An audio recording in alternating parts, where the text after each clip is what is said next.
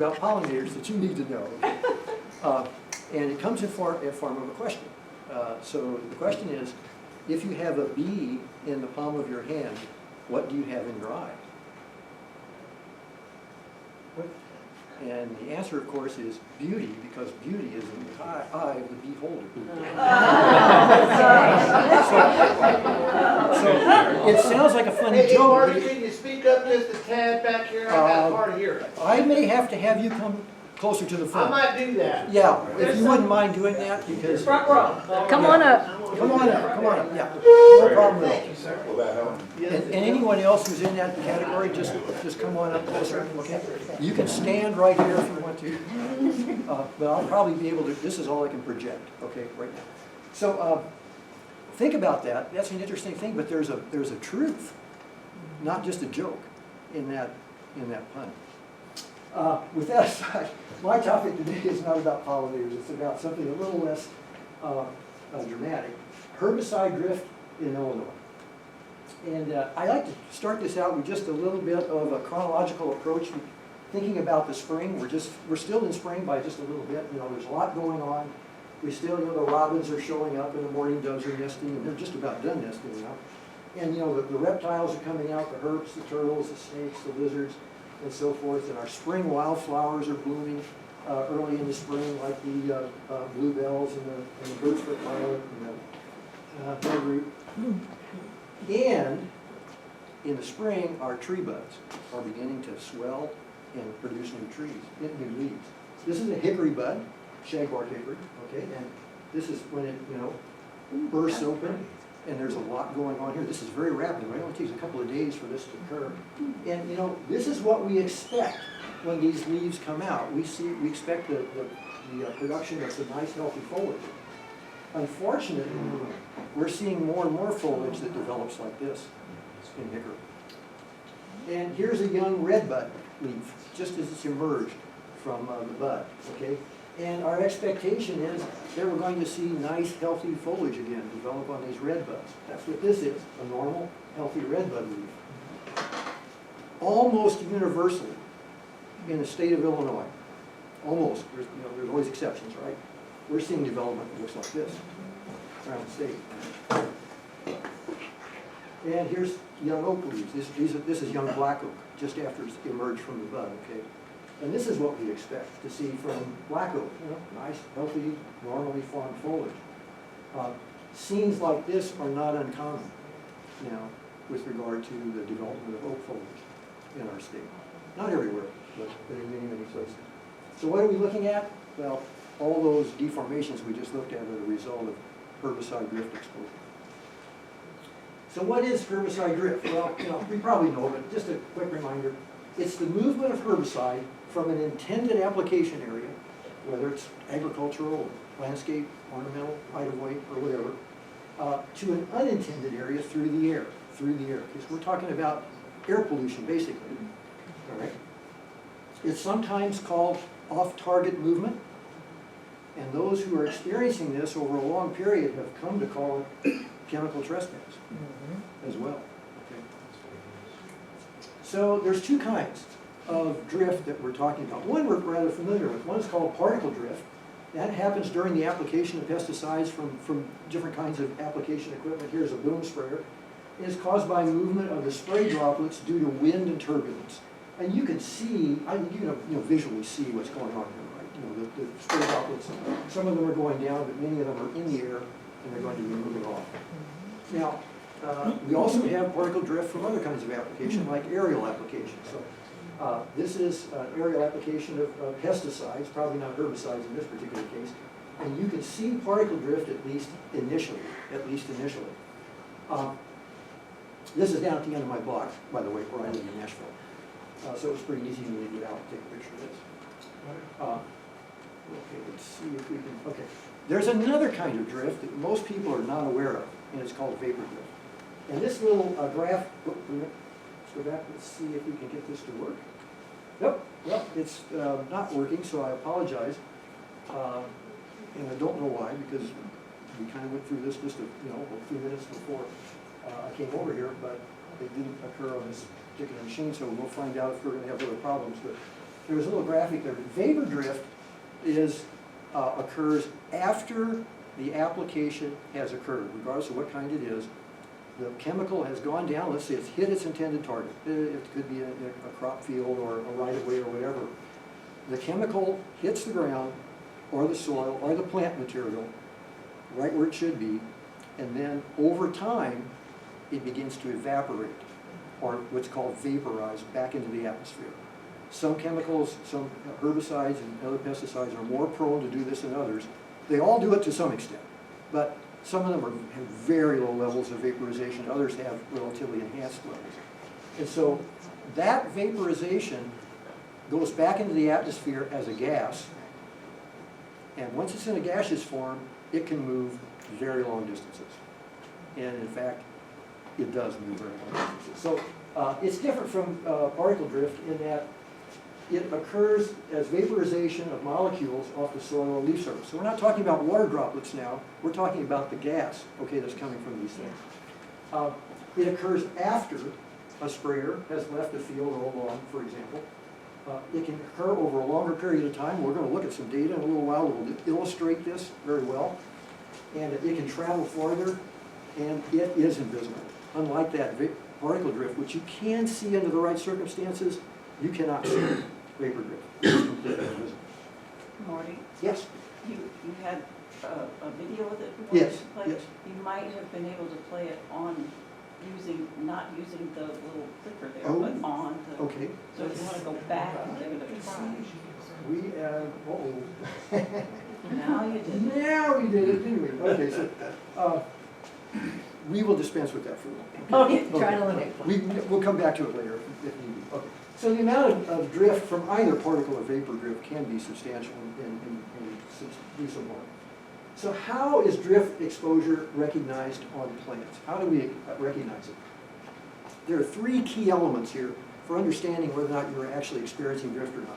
The first three conditions. Okay, so first is you have to rule out whether or not your plants in particular have been sprayed directly. Okay, we're not dealing with particle drift if you've got some kind of direct application, right? That's pretty obvious. Secondly, you have to rule out the fact that there may have been chemicals sprayed in the root zone of your plant. For example, I looked at the red bud out in the yard here, okay, at the extension office, and it clearly has herbicide drift, herbicide exposure symptoms. However, when you look at the yard, you'll see that it's probably been treated, okay, because there's just grass in it, right? So it's been treated. So whether or not those symptoms occurred from root uptake, or whether or not those symptoms occurred from aerial exposure, you really can't tell. So you have to rule out that kind of thing. Finally, you should be able to see symptoms that are specific to herbicide exposure across multiple species and multiple families. If you have these three conditions, you rule out direct application, you rule out soil root zone application, and you've got symptoms that are related to herbicide drift across multiple species and families, the chances that you're not looking at drift are infinitesimals. There's always a possibility, right, but they're infinitesimals. Okay, so what are these symptoms? Well, the symptoms of herbicide exposure through drift have been documented for decades. And there's a lot of good examples out there of places where you can read about them. One is the Plant Clinic Report on Oak Problems from the University of Illinois Extension. It has a section on herbicide injury that talks about the various kinds of symptoms that, and we won't go into those in great detail. Another great resource that's available for free download from the at least it was from the USDA. I don't know, I'm kind of wondering now, I haven't tried to do that lately, is a report from the Rocky Mountain Experimental Research Station on the U.S. Forest Service. It has a whole chapter on herbicide damage to trees and shrubs. It really outlines these symptoms in very much detail. Those are just two examples. There are lots of other places where you can find about these symptoms. So what are the most common symptoms? We're going to look at a lot of these in just a moment. These are mostly found in leaves and or shoots of plants. First of all, let's see if we can get one up here. Curled or cupped leaves are really very common. Deformed leaves that include stunting of the leaves, and the deformations are amazing. Some of these are bizarre.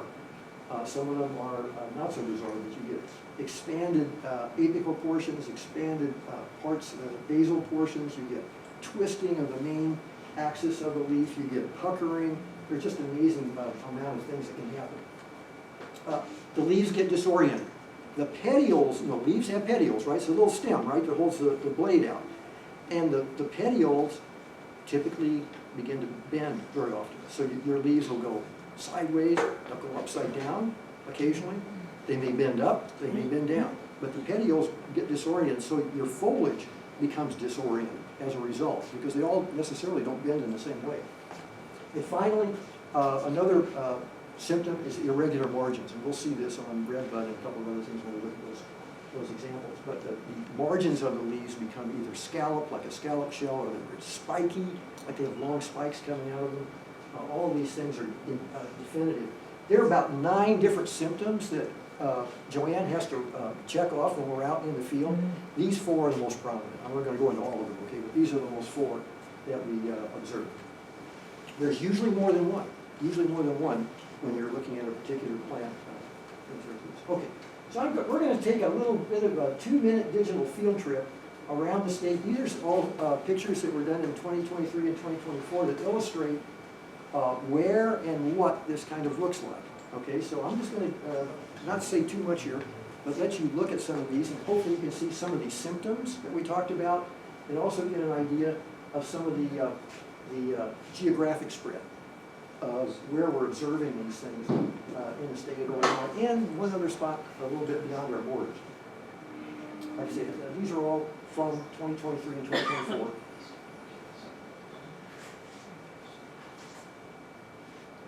You see the scallop margins on that red bud, that's pretty common. Here's just a shot from Iowa. We were in Iowa last week, so this is from 2025 at a private conservation area in Iowa, north of Davenport.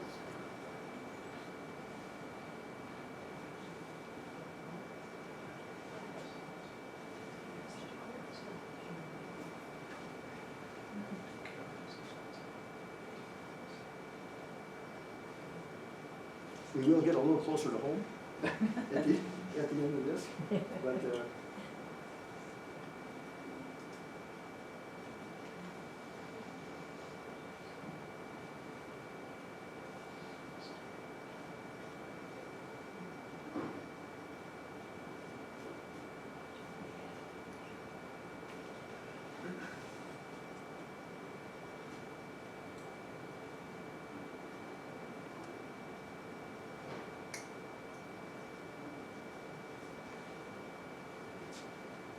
very characteristic look at flowering dogwood when it has symptoms.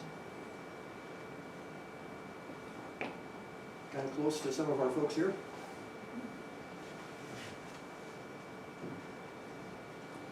That was 2024. And the Lake Area. So the pictures I showed you are trees, right, for the most part. One of the reasons we concentrate on trees is that these symptoms, when they develop in trees, tend to stay put. In other words, they're there for the whole season. When these symptoms occur in herbaceous plants, sometimes the herbaceous plants sort of self-correct. So, if the symptoms may only be there for a while. But in trees, again, you have to be careful in biology, saying always, but virtually always, once those symptoms develop, they are there for the entire growing season. So it's pretty easy to pick them up almost any other time. I wanted to point out that it's not just, forest trees and landscape trees that we're seeing these symptoms. Here's symptoms on peach. This is from an orchard down around Cobden. Here's also apple that's showing symptoms of disoriented leaves and just deformed leaves and so forth. And we see these symptoms as well in herbaceous plants.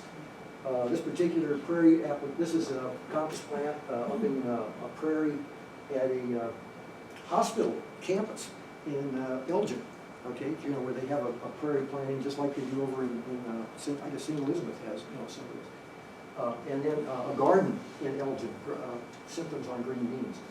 I see symptoms in my garden too, as well. Okay, so it occurs in herbaceous plants as well. Because there became a sort of a sense that there was an elevated amount of this going on, in 2018, Prairie Rivers Network stepped in sort of to the void and developed a tree and plant health monitoring project to try to document what's happening around the state, and do it in a scientific fashion. And I did help them develop that protocol. So there's a protocol for recording problematic plant symptoms in the field, and it uses a standardized data collection protocol that we've been using now for, this will be the 2025, this will be the 9th year. So here's, just an example of the farm. I don't know if Joanne wishes she'd never seen this, because she has to ride the back of that digger all the way up and down those hills. It's quite an amazing thing. But anyway, just to show you the kind of stuff, there's observer date and location information on here. There's a little bit of site ecology that we record about a site. And then the heart of this is recording the species that we observe with symptoms, the symptoms that we observe, and we also rate the intensity of those symptoms on a scale of 0 to 10. 0 meaning, there's no, basically very little or no symptomology. 10 meaning it can't get any worse. This is the top of the scale. Also, for every species, with very minor exceptions, every species, a photographic record is made. So we have a picture, right, that shows the symptoms on that species at that site. I currently have over 25,000 photos on my hard drive of just the monitoring that I've done. So where is drift being observed? Well, we kind of got a little idea of that. So for summary data for Prairie Rivers Network, the work that we've done from 2018 to 2024, 865 monitoring visits were made to 289 sites in 40 counties. Okay, those counties, I'll show you them in just a minute. I want to point out that 100% of those sites had symptoms and on 99+% of the visits. Okay, that we had. So here's the counties that Prairie Rivers has monitored sites in those counties during that time period. In 2023, the Illinois Department of Natural Resources hired the Illinois Natural History Survey to do a 1-year survey across the state. They did 185 sites in 95 counties.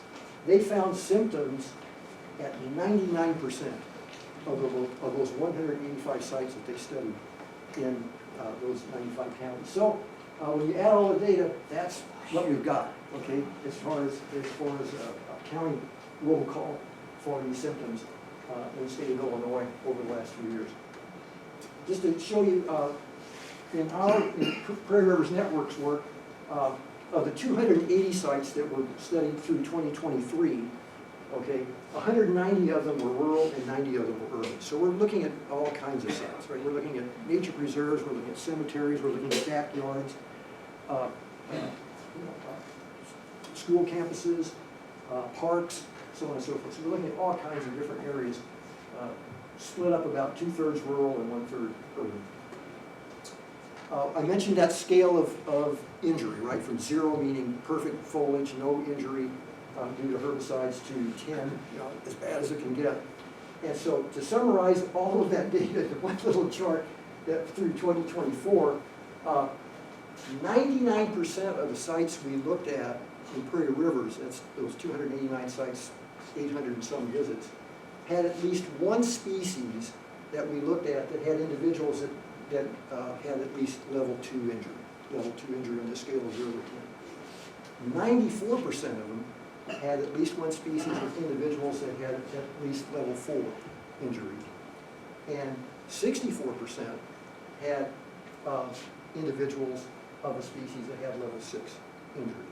So that just gives you kind of a feeling, for the intensity of the symptoms that we're seeing. So, to kind of summarize, symptoms are being observed in virtually every location studied in the past 7 years by Prairie Rivers Network and in 2023 by the Illinois Natural Resources Survey. So, just quickly, I'll stand up here for forever. Any questions or comments at this point? Glad to entertain that. We take a minute here if you'd like to say something, or this is very informal. Yeah, sure. Did the Natural History Survey use the same scoring technique that you did? Thank you for asking. That was not a plan.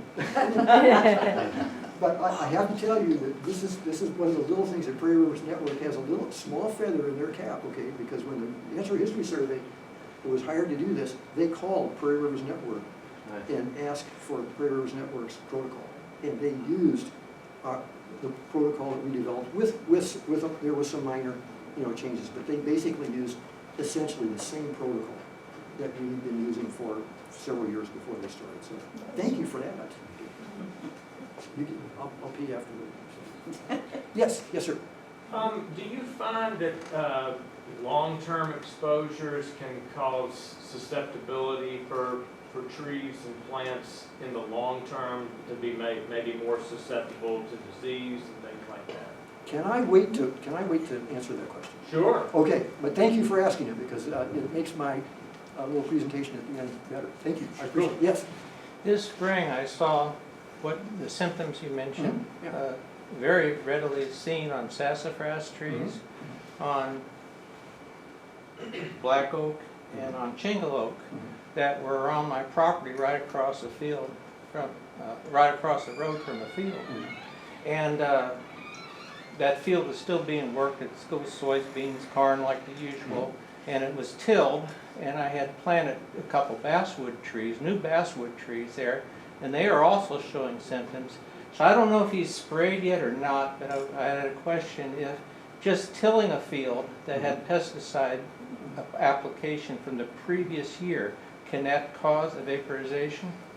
I would say that we don't know fully the answer to that question, but I think the probability is fairly low, okay, of that happening. But can't rule that out. Believe me, we have a lot more questions than we have answers, okay, honestly, very, very definitely. So Will Rogers, I always have to keep this in mind all the time. He had this very important quote. It says, what I don't know, it's not what I don't know that hurts me, it's what I know that ain't so. And that's a really good thing to keep in mind, right, all the time when we're dealing with this issue. So I'll say unlikely, but not sure, okay, not sure. Let me move on, okay? Oh, yeah, just one more question, yes. You talk about deciduous trees and their symptoms of which they have been oversprayed.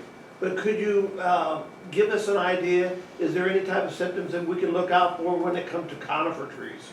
Oh, very little, okay? Conifers tend not to have the same sort of symptoms, and they're very hard to read, very difficult to read, okay? One of the things that you can see in extreme conditions occasionally is a bending of the shoots, okay? So, the new shoots, when they come out, they become they loop, or bend down or up, so that occurs. But otherwise, conifers have a tendency just to not be vigorous, and if it gets severe, they just tend to, you start getting chlorosis and necrosis, which is like, yellowing and browning. But you don't see a lot of physical deformation of those needles, so that's just, they're hard to read. And hence, we don't, when we're doing these things, we don't read conifers that often. But we know if they're in the places where the broadleaves are showing us symptoms, they're getting exposed too, right? Yeah. Okay. So how many species are being affected? From 2018 to 2024, Prairie Rivers documented symptoms on 301 of Illinois' species, 246 of which are native. I'll give you a quick rundown on those. Symptoms were documented in 111 different tree species, 17 of which are native oaks, which is just about the entire list, almost the entire list of native oaks, Illinois, 57 shrub and woody vine species, and 133 herbaceous plant species, including prairie species like the rosinweed, which you see over here on the right. That's a typical about level 4 injury on rosinweed, which is a real common prairie plant and used in prairie restorations and so forth. So that's the number of species. It's pretty broad, and there's more. The history survey, they had, we have a very small group of people. They had 4 teams of 3 people each, all of whom were trained scientists. They found symptoms on 400 species in that 1 year. Because they had 4 times 12 scientists working in that 1 year. Okay, so here's a list of the species that we most commonly observe symptoms on. Eastern redbud is right at the very top. Then you see a whole slew of oaks, in yellow beyond that. Box elder turns out to be a really sensitive species. It's another canary. All these are sort of canary in the coal mine species. These guys really tend to show us whether or not there's herbicide drift in the area. And you can see some of the others are just kind of some more common or forest species. Over on the right, it's just some information about the number of times they were monitored and the frequency with which we actually observe symptoms on them. So you can see it's pretty frequent, not pretty frequent. So which herbicides are drifting? Okay, you know, we're using that term, it's a very, very general term, but which ones are drifting? So to find out the answer to that, you really need to do tissue sampling. Tissue sampling is where you take foliage, you know, take a sample, send it to a lab, have the lab analyze it, and tell you, you know, what's in those samples.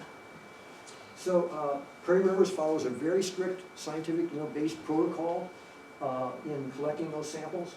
We collect the samples, we take a lot of data with those samples, you know, the species, the symptoms, various kinds of other information about the site and so forth. The samples are sent off to certified labs. The one that we use is, we use 2 different labs in South Dakota, which are certified labs to do this. We feel really confident about the quality of the work we're getting there. So what have we found?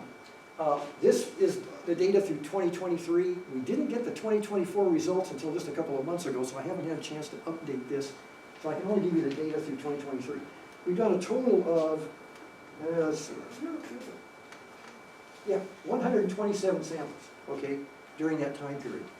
And these are the tree species and other plants that we've sampled during that time period.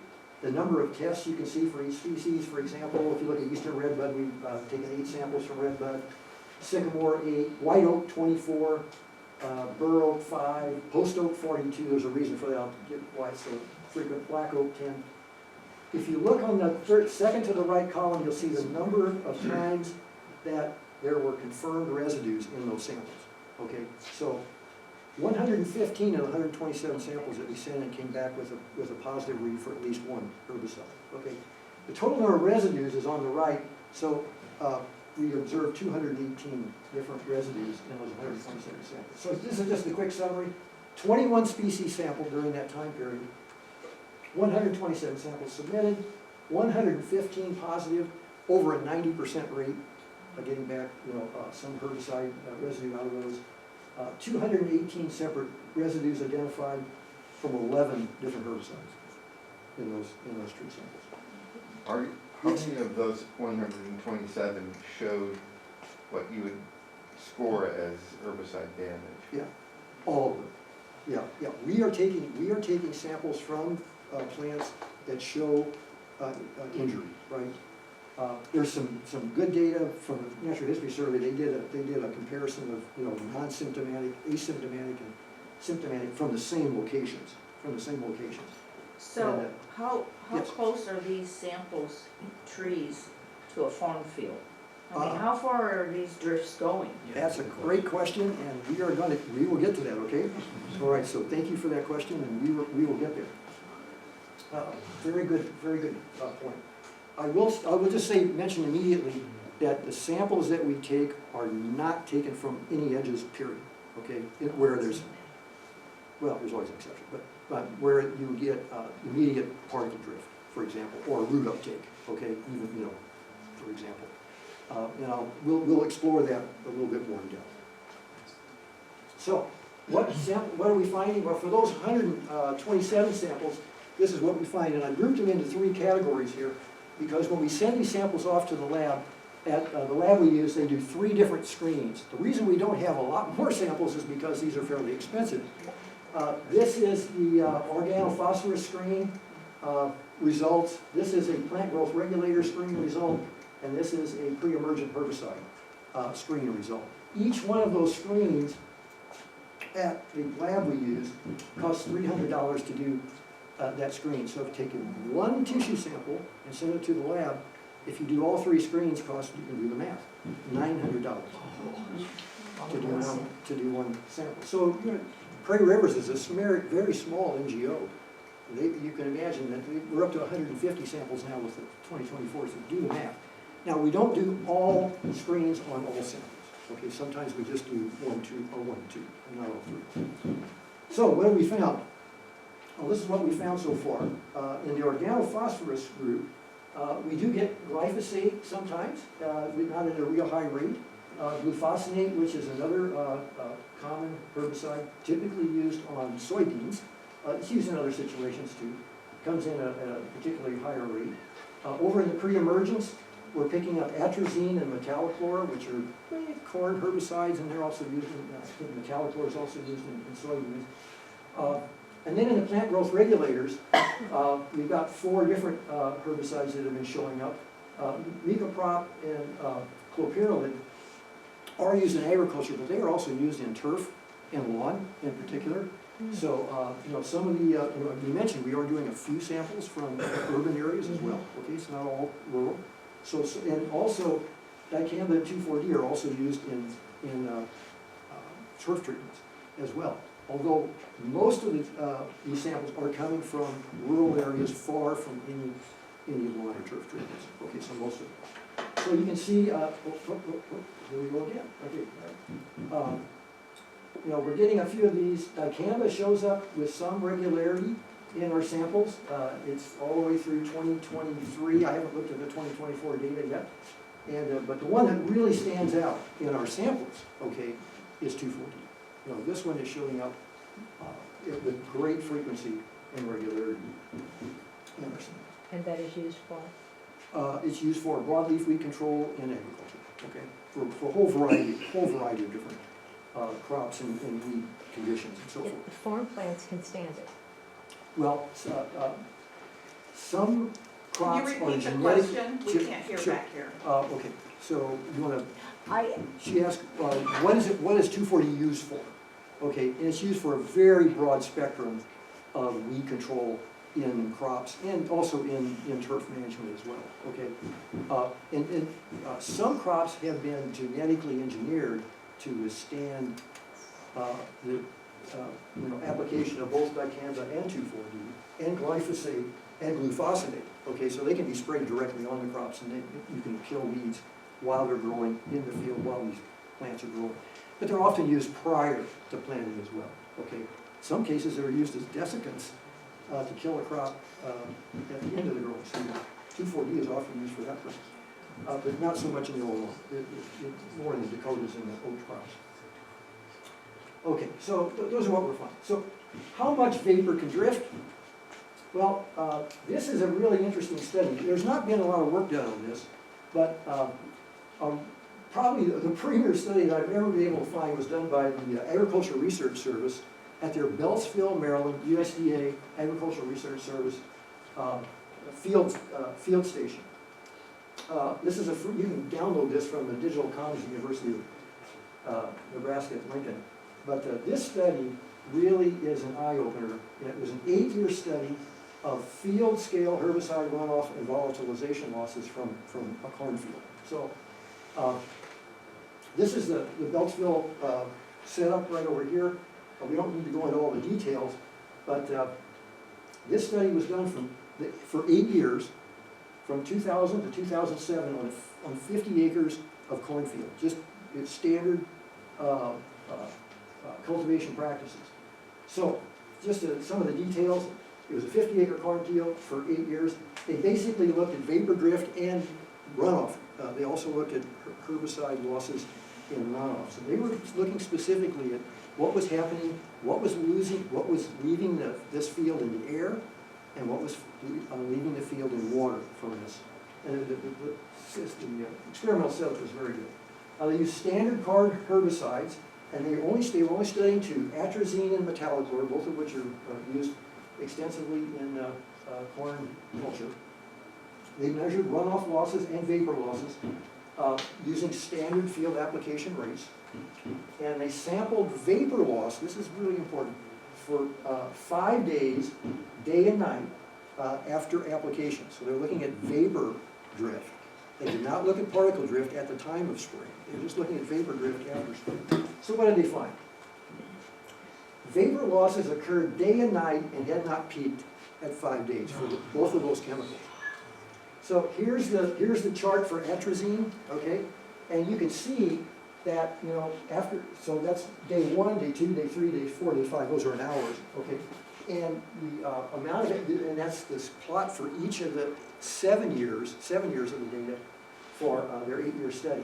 And you can see that while it's still continuing. They noted that they quit at 5 days even though more vapor is still coming off after 5 days. That's the atrazine data. Okay, so hence, the figures I'm gonna give you for loss are just for 5 days. It's not the total loss, it's just the 5-day loss. So these figures are conservative in that regard. Vapor losses for atrazine range from 1.5 to 6%, with an average of 4% from the field over those 7 years. So 4% of the atrazine that was applied to the field on average was leaving the field in the year. Okay, vapor losses for metallochlor over the same time ranged from 5.6 to 23.5%, with an average of almost just under 10%. So basically 10% of the metallochlor that was applied to the field on average was leaving the field in the air after application. So I said it was an 8-year study, right? Well, that's 7 years of data. What happened to the other year? Well, they threw the other year out because they excluded 2003 because the figures were so wild. 11.8% of the atrazine left the field in the air that year, and 62% of the applied metallochlor in that field left the field in the air in 2003. That was an Different unusually about that wet year. It was Oh. an unusually wet year. And so they did what? They just threw the data out, but they reported it at least. So for that last year, here's the line for the atrazine, here's the line for the metallochlor, and notice that neither one of us peaked yet after 5 days, right? There's still more coming off at that time. Hence, this idea that vapor drift is visible, it can occur for a long period of time after application. One caution, Maryland is not Illinois, so no, no one has repeated that study from what I can tell, or something similar to it, at any of the agricultural experiment stations around the country since 2007.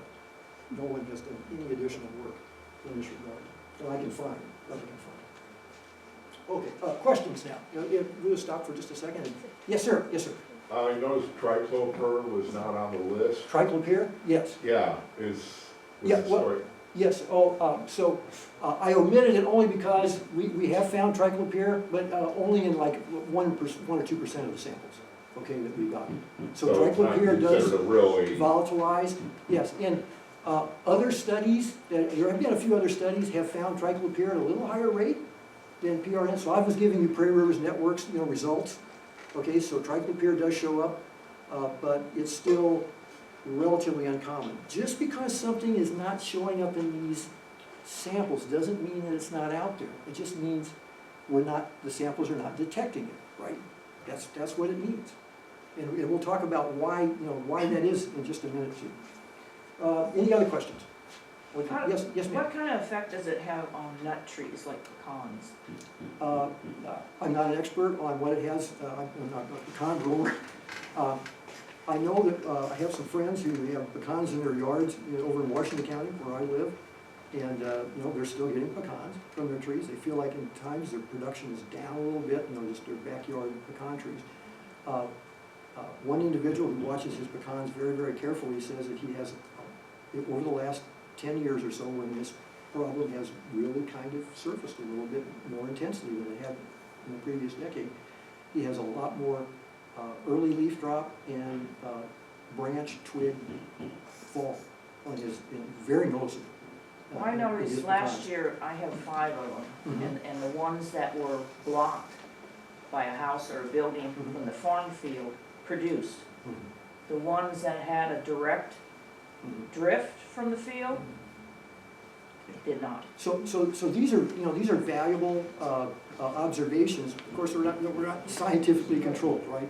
So, we often have these intuitions and understandings and observations that we can't really say, scientifically those are definite cause and effect, but they're very interesting, right, to follow. So, I would say others have noticed some health issues associated with, like, pecans in particular.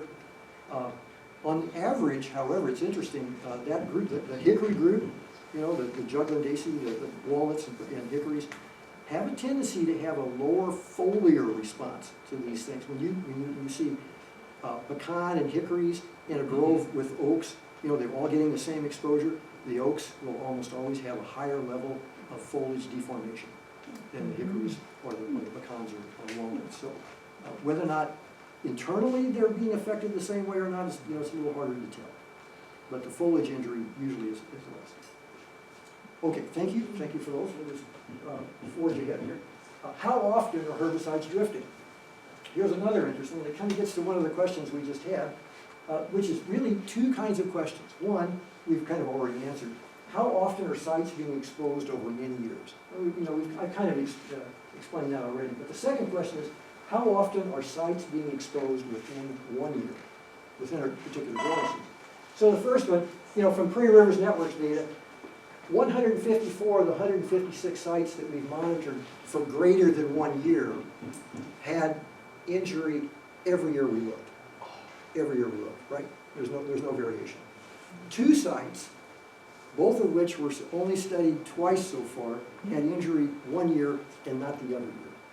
Okay, so that's the difference, the 2 right there. Okay. Now, with regard to the second question, there's really no good way to determine this without looking at multiple tissue samples within a single growing season.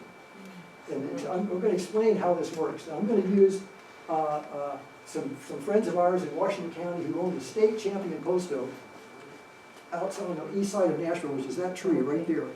Okay, we've been studying this tree since 2018 actually we're still studying it in 2025. And I'm going to show you the results of multiple tissue samples on this one tree over that time period. This is a 10-acre property. There's cropland over here. There's a natural reservoir over here. And there's some residential development down in this area over here. This is the tree that we're talking about. This picture is about 6 or 7 years old. This tree does not look as healthy today as it did then, I am sorry to say. But this is the tree. Okay, so I want to show you the foliage in this tree over the years. We started documenting the foliage in 2017, and this is the foliage that we have seen on this tree over the last, from 2017 to 2024. And just a reminder, this is what healthy post oak foliage is supposed to look like. Okay? So it's clearly showing symptoms every single year. It's a real trooper. We've taken a lot of tissue samples from this tree intentionally to see what's going on within a specific growing season. We use that same Prairie Rivers Network tissue sampling protocol, we use the same lab, except we're sending off multiple samples from this single tree every year. During the last 6 years, we're doing it again. We took 20 tissue samples from this tree in 6 years. And I'm going to give you an example of how this works, okay, so you can understand. From 2022. In 2022, we took 3 tissue samples from this tree. One in mid-May, one in mid-June, and one in mid-July. Okay, here's what the foliage looked like at the time. So what did we find coming back from the lab? In mid-May, we got 2,4-D back in our tissue sample. Okay. So what did we find from the same tree tissue sample in mid-June? We found glyphosate, glufosinate, and dicamba. 2,4-D was no longer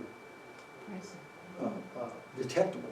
Okay, it may have still been present, but it was no longer detectable by analytical method. Okay, so what did we find in mid-July?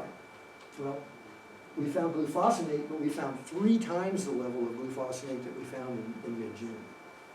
Okay, so question. And that was it? Nothing else? That was it. That's right. So already the dicamba and the glyphosate are no longer detectable. Okay. So if you came in and just sampled once during the year, you'd say, we had an exposure to 2,4-D. If you came in later in the year, say in mid-July, when we're out doing our stuff, right? And you sample, you say, well, we had glyphosate, right? Okay. It goes back to the question of, what can you find in a tissue sample? And it is limited, okay, because you don't get the full picture necessarily from a single tissue sample. Okay. So, does the tissue sample provide evidence of new or additional exposures? Well, that's the question we're asking here. So, yes, the first one is a new exposure. The second one clearly is a different set of exposures than the first. The third shows additional exposure over that second tissue sample. So we have evidence here of at least 3 different exposure episodes throughout the growing season. Maybe more, you know, depending on whether or not those 3 in mid-June all came from a single application or whether or not they came from multiple sources. That could be more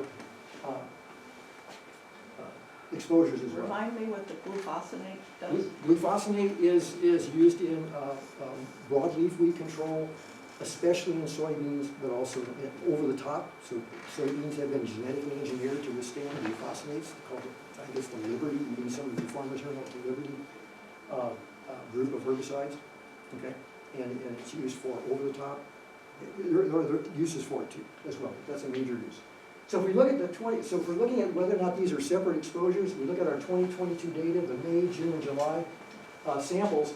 So yeah, the May gave us an independent exposure, the June gave us an additional exposure, and the July gave us additional exposure. So we had at least three different exposures occurring to that tree in 2022.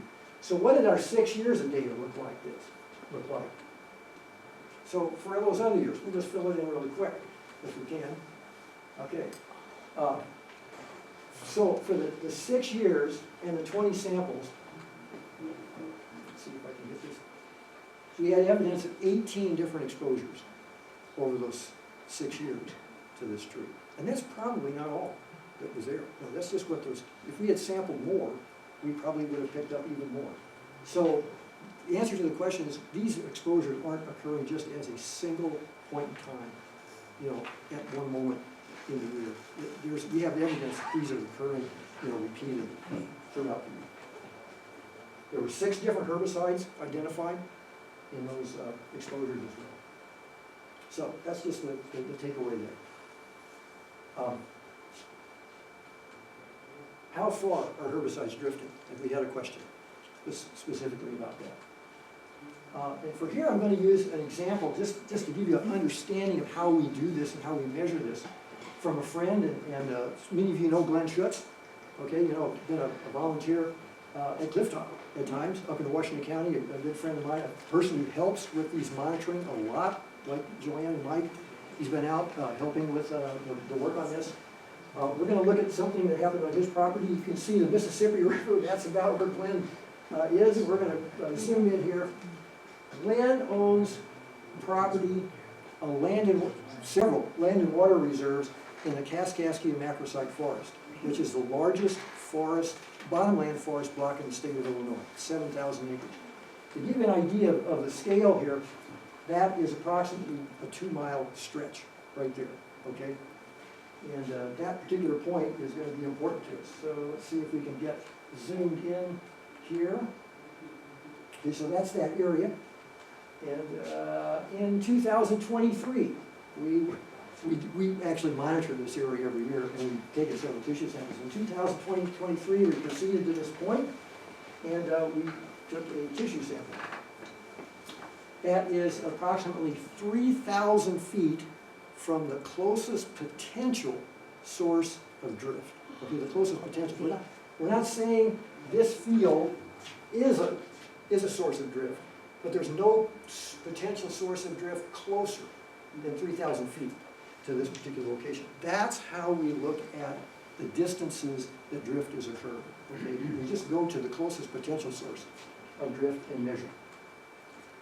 This is what that forest looks like on the ground at that location, and we're getting ready to take a tissue sample here, but I just wanted to show you what the forest looks like here on the ground level.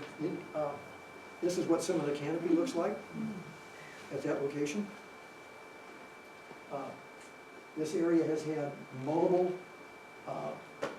injuries or exposures to herbicide over a number of years. It doesn't all look like this, but this is not unusual canopy in that vicinity. Okay, and this is what the leaves look like in our sample right there in 2023. So what do we find? The herbicides in the leaves. In 2023, we found 2,4-D and atrazine in that sample at 3,000 plus feet from the closest potential source of drift.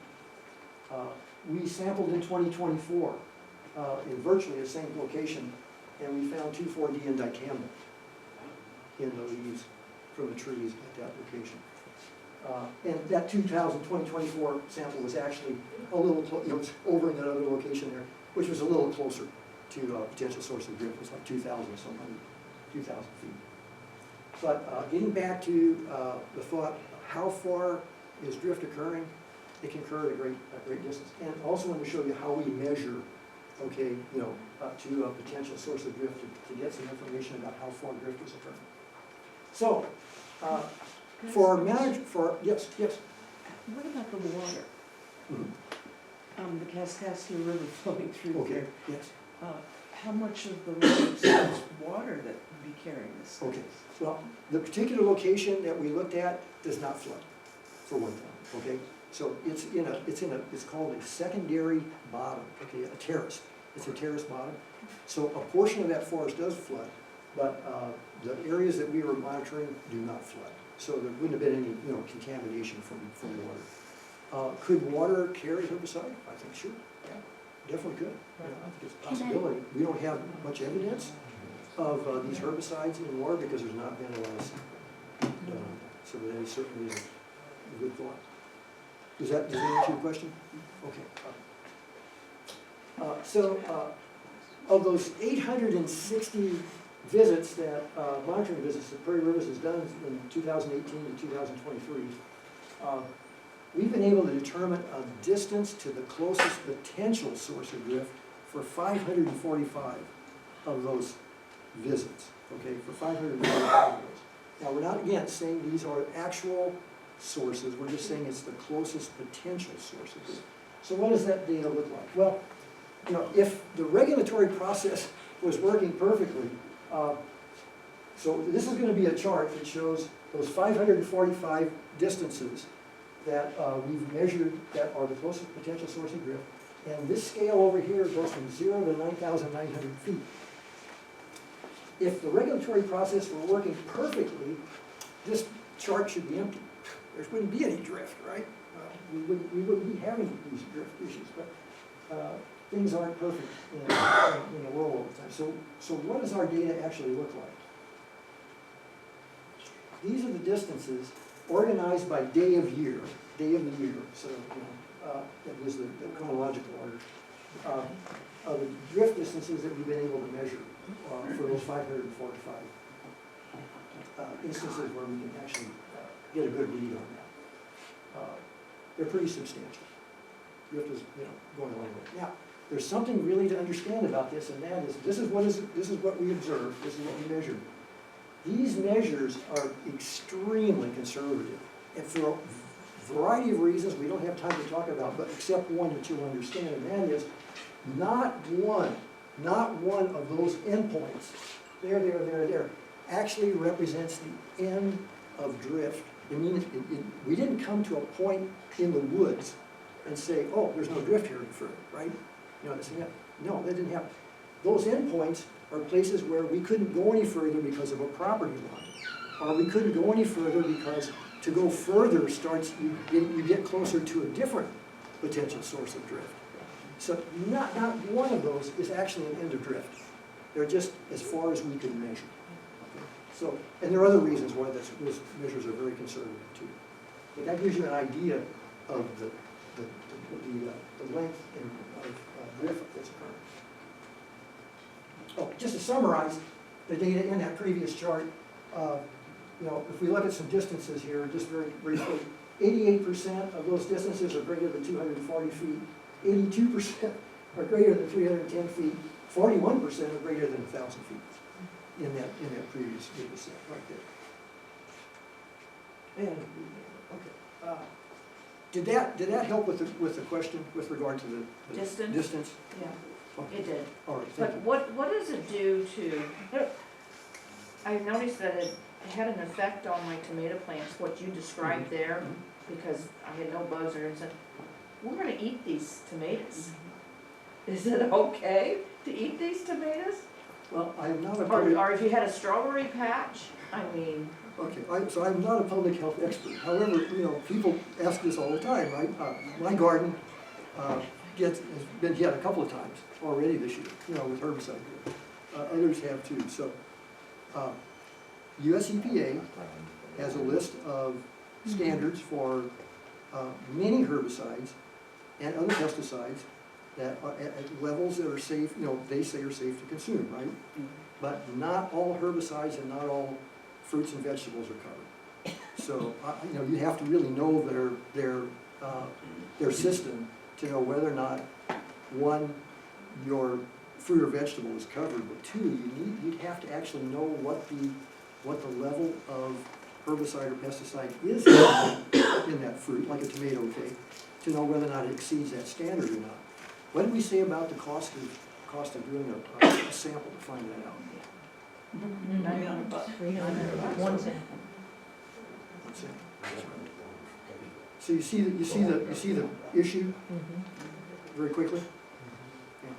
And not, again, you can say, well, not all fruits and vegetables have standards for each individual chemical either. So we have people who are foregoing eating out of their gardens because of that. Seriously. I mean, that's actually happening right now. And we have, of course, people who are having trouble Well, growing certain. is there another solution as far as these sprayers? As far as the wind, for one thing? I mean, isn't there a law or a restriction when? Like if the wind is over 8 miles an hour, they Can shouldn't be we- spraying. Can we suspend that till we get to the end? Okay. Okay? It's a good question, it's a good question. All right, well, we won't discuss it, yeah. Has the study shown any change in the canopy and the elevation of the trees? Where at in the canopy this is occurring? And is it related at all to precipitation events through the year? So we see quite a variation in canopy, but so there's, in biology, there's always these many variables, but by and large, on average, upper canopies tend to show a little bit higher level of injury than lower canopies. If you look at the forest layers, right, ground layer, shrub layer, sapling layer, and then, overstory layer, by and large, we see a little higher level of injury as you go up that scale, okay? We regularly see injury down on the ground floor level to herbaceous layer. That's common. Occasionally, we see it high, there's a higher level of injury down low than up above, but that's probably less common than the other way around. So, does that help a little? Yeah, we do see, a little bit more oftentimes, a little more distress. But also, remember, what we're seeing up above are woody plants, right? Trees. And what we're seeing down low are herbaceous plants.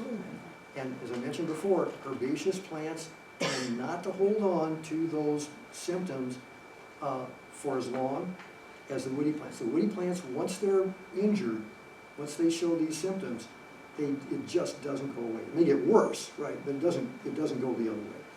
And your herbaceous plants, like the tomatoes in my garden, they were worse 3 weeks ago than they are today. They're starting to show some recovery. Pepper plants, kind of the same way. Yeah. Is there cumulative damage over time? So do you see where it was damaged this year and maybe no spraying's done the next year and it looks good, or So trees the become answer is, stunted? do we And see cumulative damage? And the answer is yes. And do we see the foliage recover from year to year? The answer is yes. In other words, a tree that has really seriously injured foliage this year may have much less serious injury the following year or none. That can happen. Okay. But there is a cumulative chronic injury, and that's documented in a lot of research. And you can read like the forest from the U.S. Forest Service or University of Illinois, and they just say flat out, chronic injury to herbicides can cause loss of health and mortality. I mean, that's just, they're saying that right up front. And we see that. We see that as well. Does that carry into the soil? Like in the gardens? We don't know. Okay. Some of these chemicals move throughout the plant very rapidly. It's amazing how fast some of these chemicals actually move, in plants. We know some of them go to shoots, some of them go to roots, and some of them are probably in the cambium layer. And if we had more people and more money And, you know, we'd be sampling all those things, right? We're doing good just to sample the foliage that we're doing, but it's a good question. And, you know, some foresters have told us, you know, these trees' roots are definitely being affected. You know, I can't tell you what their source of data is, other than maybe their intuition or just, they're just, yeah. So Marty, Yes. this one area is 3,000 feet away in a wooded area. Yeah. I'm trying to wrap my head around Yeah. all this drift. That's right. So if you picked a spot 1,000 feet away, you would have a greater concentration of damage? Not necessarily. Okay. That's a good question. What we typically see, and there's, you know, lots of variation, is if you're very near a source, like a field that's been sprayed, you may see a heightened level of injury right at that edge. Okay, you know, from particle drift, right? That can happen. If the wind was blowing away from, you say, your forest, right? And there's an application and the wind's blowing away, there's probably no particle drift. Right? So everything that, if you have injury, is probably coming through vapor drift later on. Well, vapor drift is gaseous, right? And so you've got a gas moving through the atmosphere. And so that tends, what we observe is fairly even damage over long distances. There is often a gradient, you know, just a little bit of wind, not much. You know, you'll see some gradient or very, but the injury level can be very relatively uniform over really considerable distances, like out to, you know, that 3,000 foot mark, you know, all the way out there. You'll see, you know, as we're going along, obviously, when we walk out there, we're doing monitoring and grading, and you won't see much change. You know, there's a lot of individual variation in the plants, right? Different trees react differently, but it's pretty much the same all the way out to that distance. Right. Yes, sir. Do you find that people who use non-drift methods on their spraying, do you find vapor drift more prevalent or the same prevalency as if they were to ordinarily spray in a vapor? You know what I'm talking about?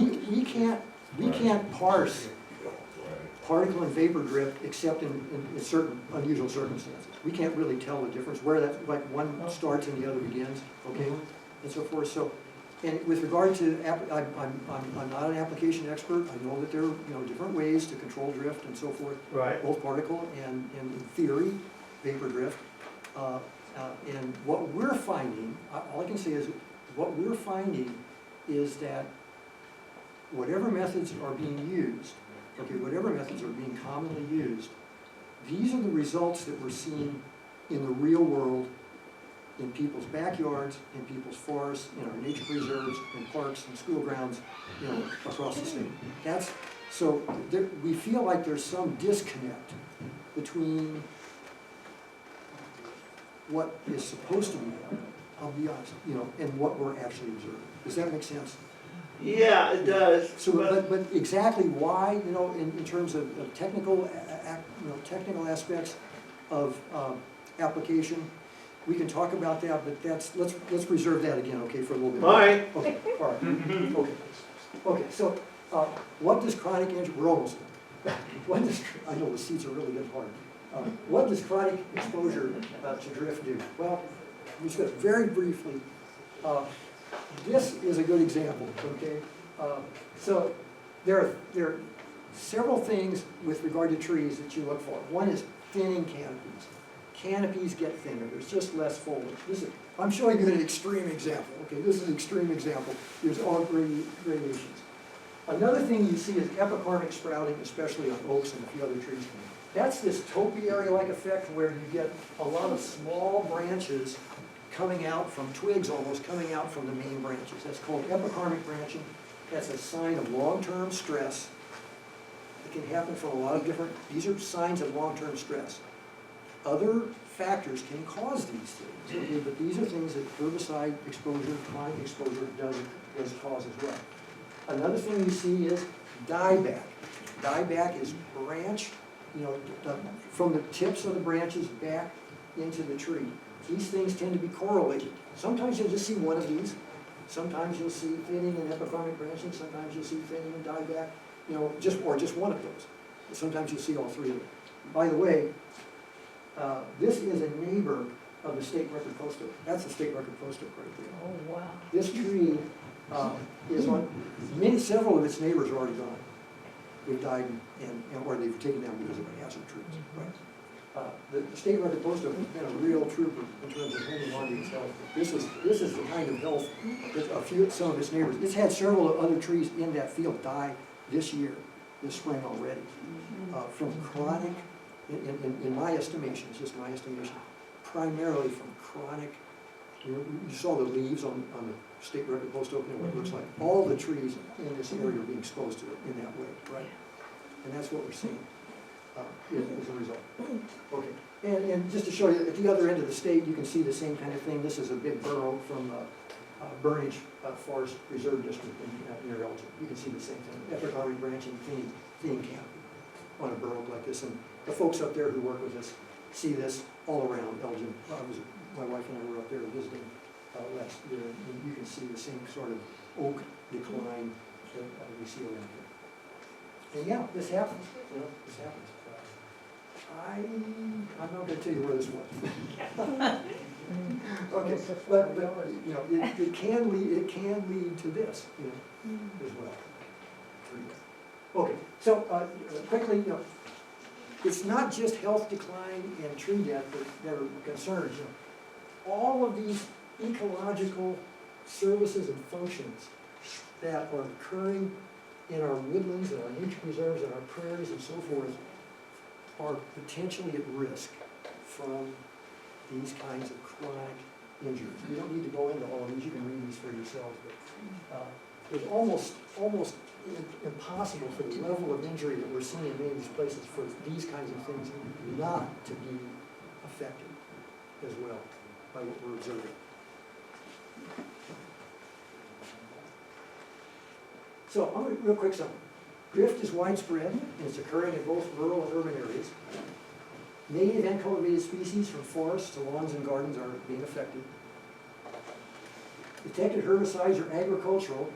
Some are also from lawn treatments, right-of-way treatments, and other things as well. It's not all agricultural. It's probably the primary source for most of what we're seeing. Exposures are occurring at virtually every site that we, PR Prairie Rivers Network and the Natural History Survey, have monitored over the last 8 years. And multiple exposures are occurring in a single growing season to greater than one herbicide. We have evidence for that. And this is something that I just feel like I have to say. Distances over which drift is occurring and the levels of exposures are beyond what conventional wisdom imagines. The industry science shows, and regulatory agencies acknowledge. Absolutely. Health declines in plants, including mortality, are being observed. And finally, I have to say this. Universal ecosystem-wide exposures, including to people, are now, they appear to be the norm.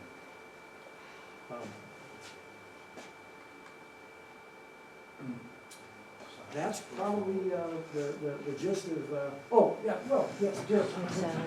quote from Rachel Corson, okay?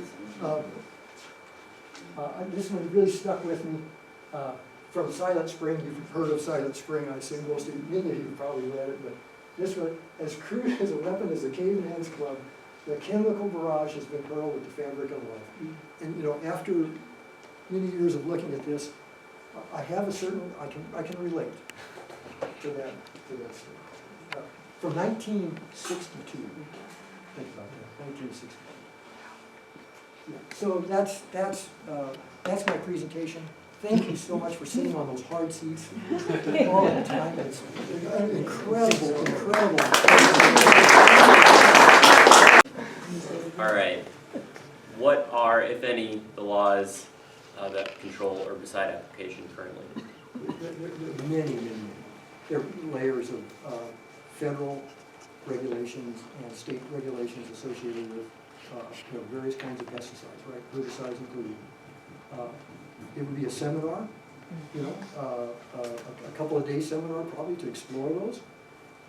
The most important is the Federal Insecticide, Fungicide, and Rodenticide Act that covers the labeling and registration and use many herbicides. The FDA, also there's I'm trying to remember the name of it now, there's another law that FDA administers that's related to pesticides as well. US EPA has a lot of the regulatory administrative burden of implementing FIFRA, it's called FIFRA, Federal Insecticide, Fungicide, Rodenticide Act. The states, most of the states have their own. We have the Illinois Pesticide Act, IPA, and the Illinois Department of Agriculture is responsible for administering that. They work under the auspices of the US EPA a great deal, so they cooperate a little bit. So in general, there's a lot of testing that goes into the registration of any pesticide before it's allowed to be put on the market. A lot of testing. The testing tends to be mostly in microcosms, small field experiments. In terms of the effects on species, they look at mammals and insects and some plants, birds and so forth. The number of species that are tested are standardized, fairly small. In terms of plants, herbicides are typically tested for off-target kinds of effects on just about a dozen annual plants, many of them just crops. Don't rarely ever look at like perennial woody plants, for example. That's really not part of the picture. So the registration process is very science-based. That is, if a company wants to register a product, they have to do a lot of work. The US EPA goes through a process then of looking at the data, and they do what's called risk management. So the process is risk assessment by the mostly done by the companies themselves for their products. They send their data to US EPA, who does risk management is the next step.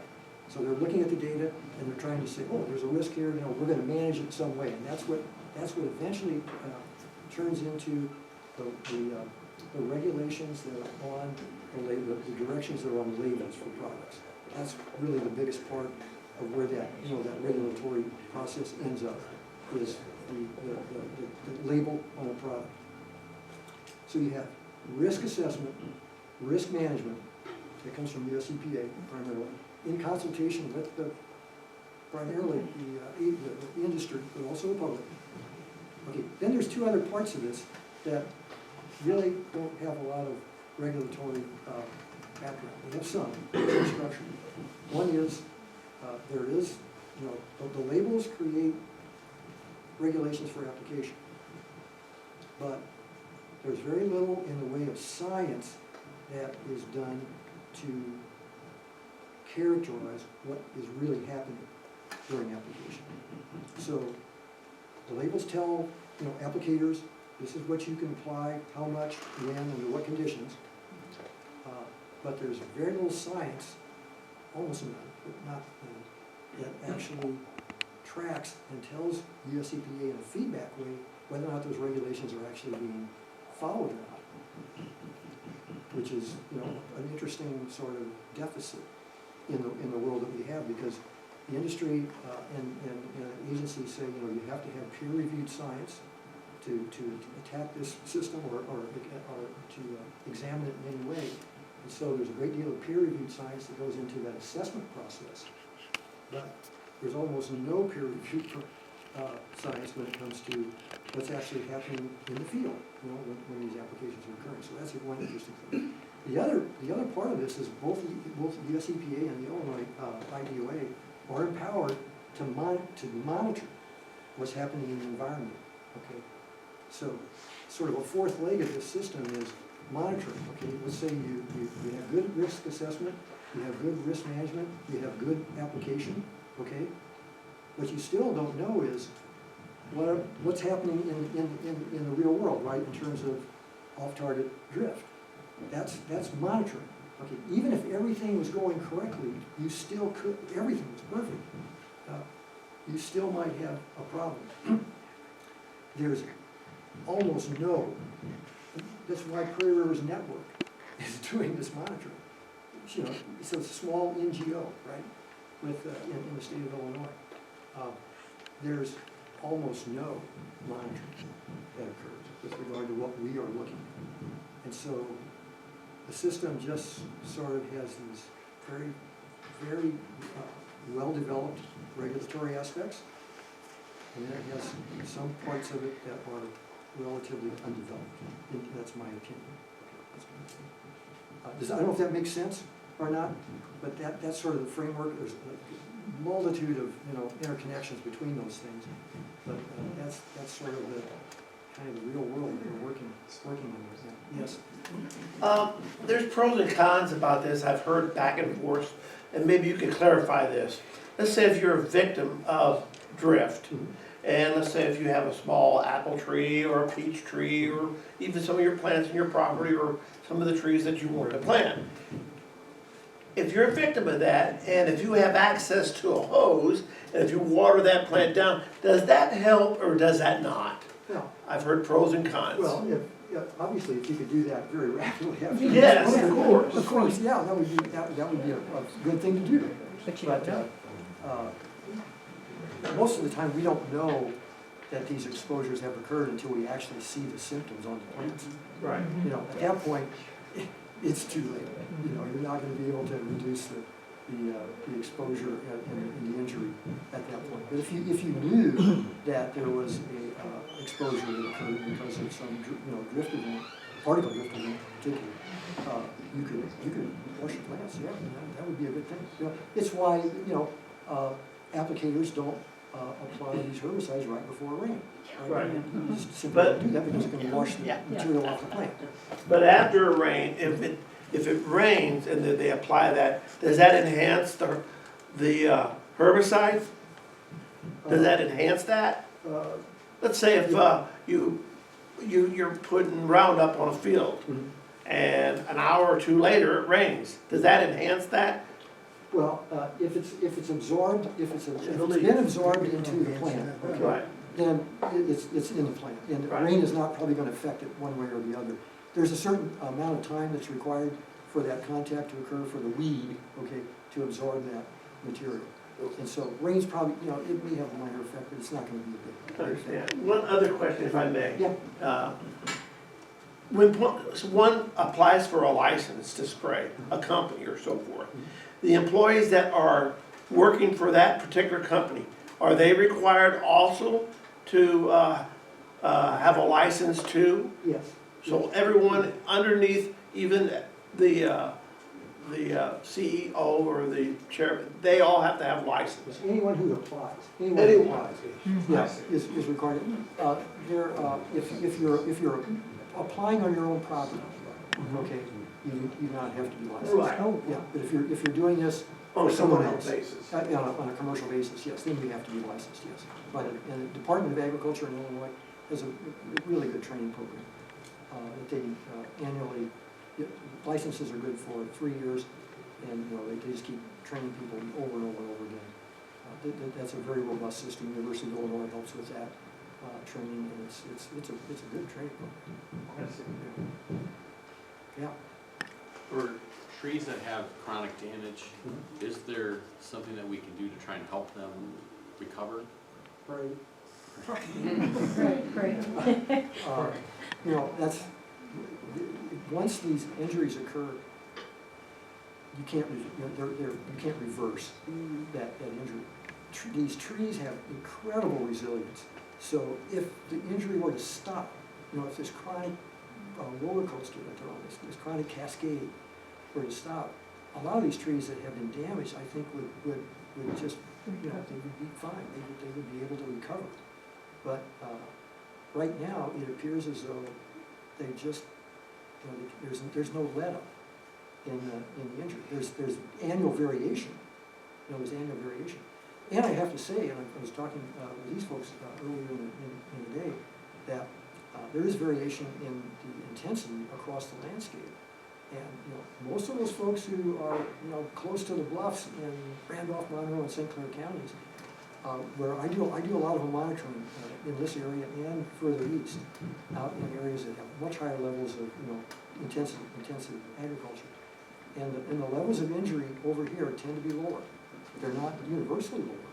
And we have some areas that are hit pretty hard along the bluff line. In general, the level of injury that I observe getting closer to the river, we don't do much down the bottoms, to the bluffs, tends to be a little bit lower. So, you're living in the best of one of the best places in Illinois. Deep into Chicago, maybe is good, and maybe in the middle of the Shawnee Forest might be as good. History Survey did a map that showed the hot spots in the state, and they showed primarily the deeper Chicago area and the Shawnee Forest as being lower in injury. And there were a lot of, other variations, but the rest of the state was pretty much it. But in my estimation, you're in a good, if you're living close to the Gulf, you're in a better place. Not a good place, but a better place. Yes. Has the organic farming industry entered this topic or been entered into this arena of do they have to prove that they don't have drift onto their crops or fields? I wish we had a representative from. Organic farming, yeah. You see the two-edged sword. Right. Yeah. There's a very two-edged sword with regard to that. And so I'm gonna take a pass on that question, other than to say it's a two-edged sword. And so with regard to the group that I work with, we have one organic farmer who are just really active, in this group, talking about, how do we go about addressing this issue? And so we do have that representation as well. But the industry at large is, I think they tried more, I guess, they're trying to cope. They're trying to find ways to cope. But when you talk to people, there's a concern. There's a concern for sure. So what can we do? Well, This is all good information, yeah. Do we just cope? So if you have injury, It's not working. we recommend that you go to the Illinois Department of Agriculture's website. You have to kind of go through their, it's a little hard to find their form sometimes, but there's a form that you can fill out and send in. It's called a complaint form, okay? And it's one page. I fill out 1 or 2 or 3 every year. And you send it in, and you indicate your name, address, what you saw as injury on your property, and if you know the source of the drift, you are asked to indicate that. However, you don't have to do that. You do not have. There's a section on this form that says who sprayed, what they sprayed, when they sprayed, and so forth. I never know. I live in town, and I have some rural land in an adjoining county, and when I go there, I see injury. I have no idea where it came from. You don't have to fill any of that. You just say who you are, where you are, what you saw, send it to IDOA. They will then contact you. You have to show up. They will come and visit the property, and they will look to see what you have, if you have injury or not in their estimation, and then they make a record of that. Now, I work with people who do that. I do that myself. I work with people who are filing these complaints. It's a one-page form. It's extremely simple to fill out. Extremely simple. I just send it off. And I will be honest, there's a lot of frustration with that process because people do it, the state record postal family has been doing that for years and years and years, right? And every year. Have they gotten any relief? Of course not, right? They just come out, DOA may agree that you have herbicide injury, they may not. They make a report. The value in doing a report, though, is that they have to count the complaint. And I just was working with a landowner this week who just had his inspection by his IDOA agent, and he called me and he voiced his concerns about the process, saying, I do this, and I've been doing this for years, and I'm still not getting any relief. And I just remind him every time, and he agrees, this is you have to do, you need to do this because, not because you're gonna get any relief, but because it brings the question, the issue to the attention of IDUA. And IDUA uses the number of complaints, has in the past, as one of the primary indicators of whether or not they have a problem.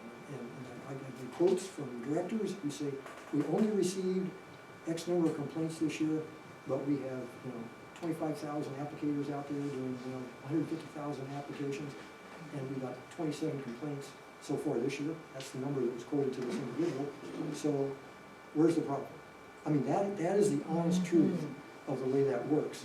They use those complaints as a measure of whether or not there's an issue. As I mentioned before, with regard to monitoring, actually going out and on your own, looking at what's going on, that doesn't occur. So there is a value in doing these complaints, and it is something we can do. You can also join our Save Our Trees Coalition, but that's a commitment. Yes. One quick question, there's sites for licenses for professionals and things like this. So if you're licensed for herbicultures or for pesticides, is there a site that tells you if your license is current or if you ever even took the courses just out there spraying? You want to check on your own, or you check somebody else's? I'm sorry, you're trying to check on whether or not there's... The sprayer has a license. Oh, okay. Well, Example, we had, yeah. we were 50 foot away from the field, we had 21 to 25 mile an hour winds blow directly at us, and they came out and sprayed directly over there. I mean, if even a lay person would know. Yeah. That's wrong, so apparently they're not up to date on their training. If you don't, first of all, I'll say, if you don't file a complaint, it's not a problem, okay? Period. At the level of the state, okay? They accumulate the number of complaints. So, it's a hard thing to do, to do this, but it's, in my estimation, personally, it's an essential thing to do, is to make your voice heard, and it is the most important way for just an average person to make their voice heard, is to file a complaint and say, I have injury, and I'm not happy with it, and I want you to know about it. And like I said, you're not required to provide information about where it came from or who did it or whatever. If you can choose that route. Some people have, and there's nothing wrong with that. That's a good thing to do too. But The question was, though, if you know the individual's Yeah. name, are you able to look up, are they current with their I license? not that I'm aware, I don't So think they there's a can, public registry Even the of applicators. If it was an individual who was applying on their own private property, okay, then they wouldn't have to be, No. licensed. That's not. But if it was a business, then they would have to be licensed. Yeah. And now, the department, if you know the business name, okay, they can check on that. And in fact, if you just said in your complaint, my neighbor, right, sprayed with 25 mile an hour winds, and it blew over here and it caused some damage on my property, it is their responsibility to contact a person and then find out whether or not, they follow the directions or not on the label, and whether or not they're properly licensed. If they're not, there are penalties, starting with a warning letter, advisory letter, then a warning letter. Then there can be monetary, penalties as well, which, that's another subject. That's part of our next seminar, right, about that whole system and how it works. It appears not to be very effective in Results. in results right now, I would say. Can you provide the link to the complaint form? I do not have that with me, but if you go to the IDOA, the Illinois Department of Agriculture website, or if you put in IDOA, Illinois Department of Agriculture, hit pesticide complaint form, you'll get there. Okay. You'll get there. That's all you have to do. You'll eventually get there. you have to work your way through a few mini lines. You can print out the form, it's one page, it has its directions, it has a place to sign, someone to sign as a witness, you don't need a witness. They don't tell you this, but there's a section to fill out that says who sprayed, what they sprayed, when they sprayed. The directions don't actually tell you, that's not required, it's not. But you do need your contact information, where this occurred, and you need to describe what it is that you observed that is a concern. Okay. Yeah. If I could make the complaint and I get an identification to the Department of Agriculture, will they keep that from being known to the person you're complaining about? Therein lies a very interesting question, which I do not have the answer to. Because they might come by in the dead of night and say, you don't have herbicide damage, I'm just gonna spray your property. Well, Yeah. so, if we were doing this seminar on the complaint process, okay, that is one of the major impediments to reporting this is the potential for disputation to occur. I mean, that is a major impediment. Does the Department of Agriculture know that?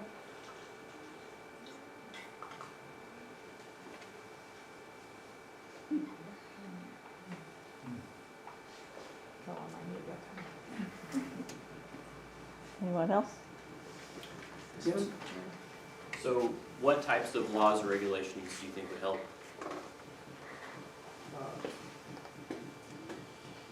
The complaint process itself, okay, there's several of them, right? Just a couple quick ideas. The complaint process is not very efficient for doing what we think needs to happen, and that is both the US EPA and Illinois Department of Agriculture, which works under US EPA, have the responsibility to monitor what's occurring in, okay? They use the complaint process as their primary monitoring vehicle. And I think we feel like that is important for just the reason we just discussed, okay? A very deficient means for determining what's really happening in the environment. So the monitoring this is a big issue that these agencies are not doing right now. They are not living up to, I say for a group of you, are not living up to the requirement they have under the law to monitor what's happening. So that's the enforcement part of this. Oftentimes we feel like the level of, when violations are found, when actual violations are found, label violations, or registration, licensing violations, that the penalties don't match the magnitude of the problem. So there lies another issue. That's a big one. A third one is, there are some of these chemicals that simply may not be able to be used safely. And so that goes back to this registration and risk management process. Okay, it's not about monitoring and proper application methods and so forth. That goes all the way back to what's happening at registration, and we have some ideas about things. If you think about the chemicals that we saw up here on the screen, there's in our sampling, one chemical stands out in a big way. And the symptoms that we see are pretty much related to that group of plant growth regulator herbicides. There's a formulation, there are different formulations of 2,4-D. Some of them have low volatility, medium volatility, and high volatility. The ones that are most used, we believe, although it's hard to get these statistics, are the high volatility ones. So maybe there's some need to rethink the registration on a few of these chemicals as well. So it runs a pretty big spectrum. Just a comment, and somebody might know this more than I do because I'm not a farmer, but I thought the pesticide applicators test or what certification, they had to have that before they were even eligible to buy the chemicals. They have to demonstrate that they've gone through this registration or whatever and know how to use it. That's for restricted use chemicals. Okay, yeah. Only licensed applicators are allowed to purchase and use a restricted use chemicals, but most of these are not. restricted use. I think atrazine maybe, I have to check on that, okay. So you're right, but for a small part of the pesticide spectrum. A lot of those restricted use are insecticides, especially, because they have, neurotoxic effects. Not that these don't have any, but insecticides tend to be high in that regard. Okay, well, again, thank you so much for your attention. I really appreciate it. Thank you. Don't be afraid to file a complaint.